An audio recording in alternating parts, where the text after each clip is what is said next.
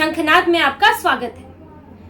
कांग्रेस इधर दीदी दीदी कहती रहती है और उधर ममता बनर्जी उसे ठेंगा दिखा देती है। राहुल गांधी भले ही संसद में नेता प्रतिपक्ष हैं, लेकिन ममता बनर्जी उन्हें याद दिलाती है कि आपकी बंगाल में सिर्फ एक सीट है और मैं 29 सांसदों वाली नेता हूं, मुख्यमंत्री हूं और आप मेरे नेता नहीं हो सकते। ममता बनर्जी कांग्रेस के लिए बड़ी चुनौती बन गई है, जो इंडी गठबंधन में कांग्रेस का नेतृत्व स्वीकार नहीं कर रही है। राहुल की लाख कोशिशों के बावजूद भी उन्हें नेता नहीं मान रही है। ममता बनर्जी ने एक बार फिर कांग्रेस को आईना दिखा दिया है और वो अब दिल्ली आ रही हैं। और दिल्ली किस लिए आ रही हैं? दिल्ली आ रही हैं नीति आयोग की बैठक में शामिल होने, और ये वही बैठक है जिसका कांग्रेस शासित मुख्यमंत्रियों ने और डीएमके और पंजाब ने विरोध किया है, बहिष्कार किया है। क्योंकि अभी बीजेपी एनडीए का बजट आया था और इस बजट को लेकर विपक्ष का कहना है कि ये पक्षपाती बजट है, 2 ही राज्यों पर ज्यादा ध्यान दिया गया है, बिहार और आंध्र प्रदेश पर। और टीएमसी ने भी इस विरोध प्रद में इंडी गठबंधन का साथ दिया। संसद में विपक्ष के सभी सांसदों के साथ टीएमसी के सांसद भी विरोध कर रहे थे। हालांकि हर बार बजट पर विरोध होता ही है, जो भी विपक्ष में होता है वो बजट को पूरी तरह अच्छा तो कभी नहीं बताता, और ऐसा ही इस बार भी हुआ। तो विपक्ष को विरोध करना ही उसका काम है, और आजकल तो कुछ ज्यादा ही विरोध करना मकसद ही बना लिया है, तरीका ही बना लिया है। तो उन्होंने बजट का भी विरोध किया। टीएमसी के सांसद भी उसमें साथ थे और बीजेपी के बजट पर सवाल उठा रहे थे। ये भी कह रहे थे कि बंगाल के लिए उसमें कुछ नहीं है। लेकिन जैसे ही कांग्रेस ने घोषणा की कि उसके 3 राज्यों के तेलंगाना, कर्नाटक और हिमाचल प्रदेश के मुख्यमंत्री नीति आयोग की बैठक में शामिल नहीं होंगे क्योंकि वो बजट से खुश नहीं है, उसका विरोध करते हैं। और इसके बाद डीएमके ने भी यही घोषणा की और पंजाब से सीएम भगवंत मान ने भी यही घोषणा की। लेकिन तब ममता बनर्जी ने अलग रुख अपनाया और उन्होंने कहा कि नहीं, वो नीति आयोग की बैठक में शामिल होंगी और अपने राज्य का पक्ष रखेंगी, अपने मुद्दे उठाएंगी, उनके लिए पुरजोर कोशिश करेंगी। और टीएमसी के नेताओं ने क्या कहा है?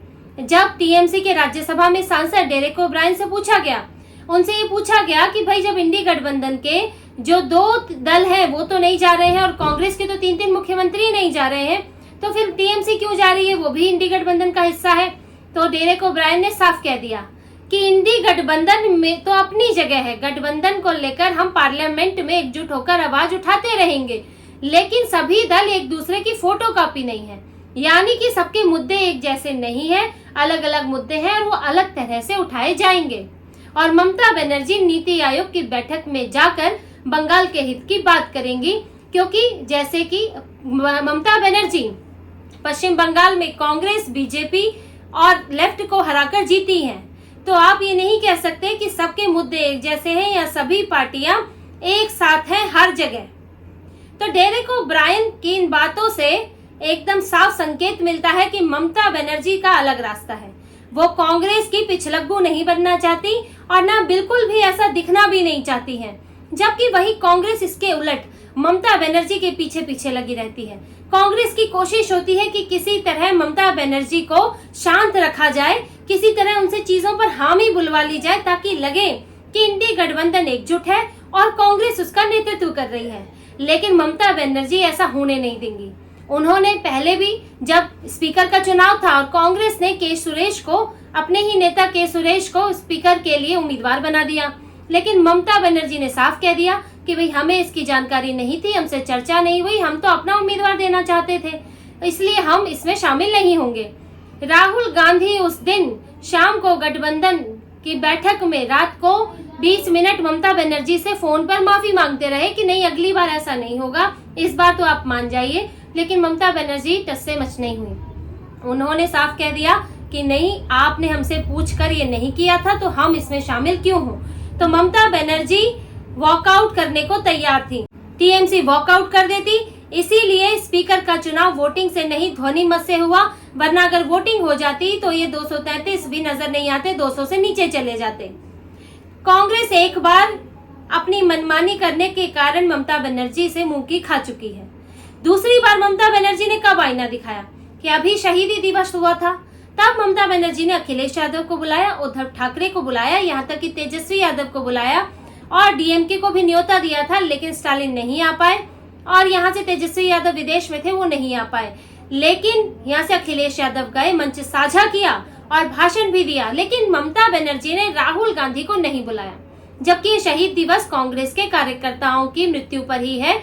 उनके जब लेफ्ट के खिलाफ उन्होंने विरोध प्रदर्शन किया था, उस दौरान कांग्रेस के 13 कार्यकर्ता गोलीबारी में मारे गए थे, जिनके सम्मान में शहीद दिवस ममता बनर्जी बना रही है। वो उस वक्त कांग्रेस में थी, उन्होंने कांग्रेस से मुद्दा हड़प लिया और कांग्रेस ने शहीद दिवस मनाना छोड़ दिया।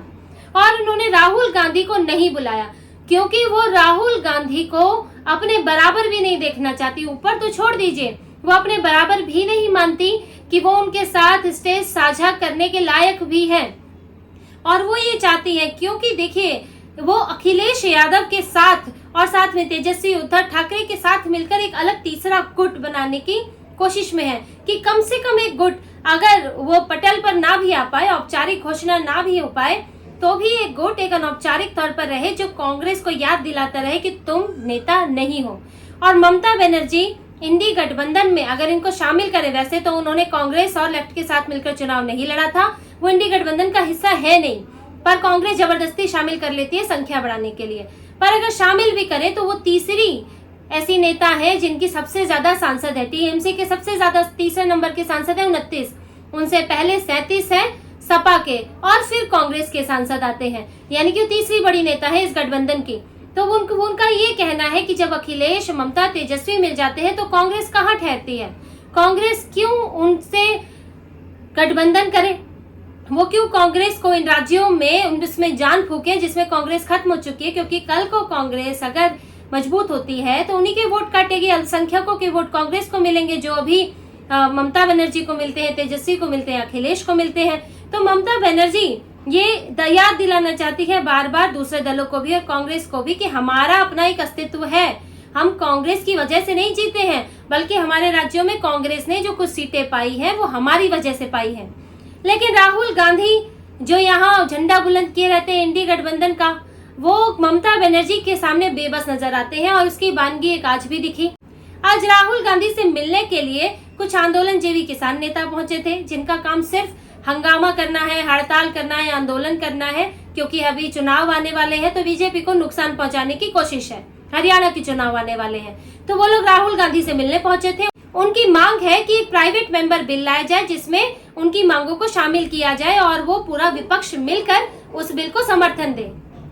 अब राहुल गांधी से मिले ये मांग रखी, लेकिन राहुल गांधी जो नेता प्रतिपक्ष है, लेकिन वो हाँ नहीं बोल पाए। उन्होंने कहा कि मैं बात करूंगा। अब बात किससे करेंगे? बात करने के लिए तो दो ही दल हैं, एक सपा और एक टीएमसी। सपा हो सकता है साथ दे दे, क्योंकि इन सब आंदोलनों का असर यूपी पर भी पड़ता है, वहां भी जाट वोट है। लेकिन ममता बनर्जी का उन्हें सबसे ज्यादा डर है, एक तो वो साथ नहीं देंगी, दूसरी बात वो खुलेआम बयान दे देती है कि हमसे पूछ के नहीं किया गया।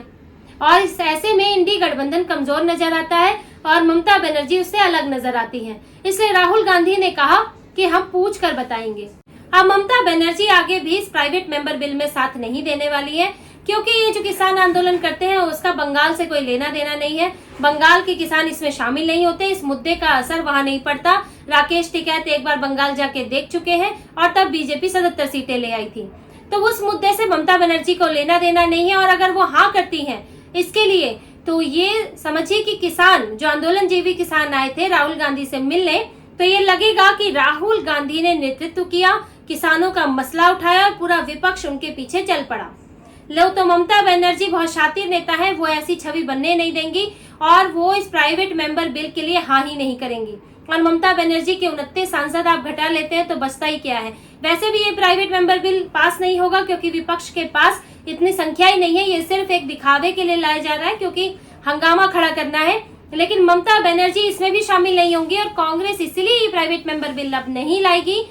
बहुत मुश्किल है, इसकी संभावना बहुत कम है, क्योंकि ममता बनर्जी अलग दिखेंगी, इंडी गठबंधन टूटा हुआ दिखेगा। और ममता बनर्जी आने वाले समय में भी बार बार कांग्रेस को यही आईना दिखाने वाली है, क्योंकि वो एक बार अखिलेश यादव, तेजस्वी को बुलाकर तो दिखा चुकी है कि वो एक अलग गठबंधन, एक अलग पैरेलल ताकत वहां खड़ी कर सकती है कांग्रेस के खिलाफ।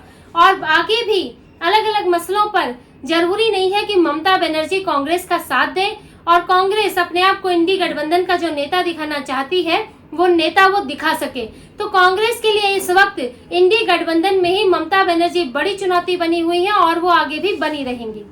तो इसी तरह की और खबरें और विश्लेषण आपके लिए लाते रहेंगे। हमसे जुड़े रहिए, सब्सक्राइब कीजिए, कमेंट कीजिए। बहुत बहुत धन्यवाद। जय श्री राम।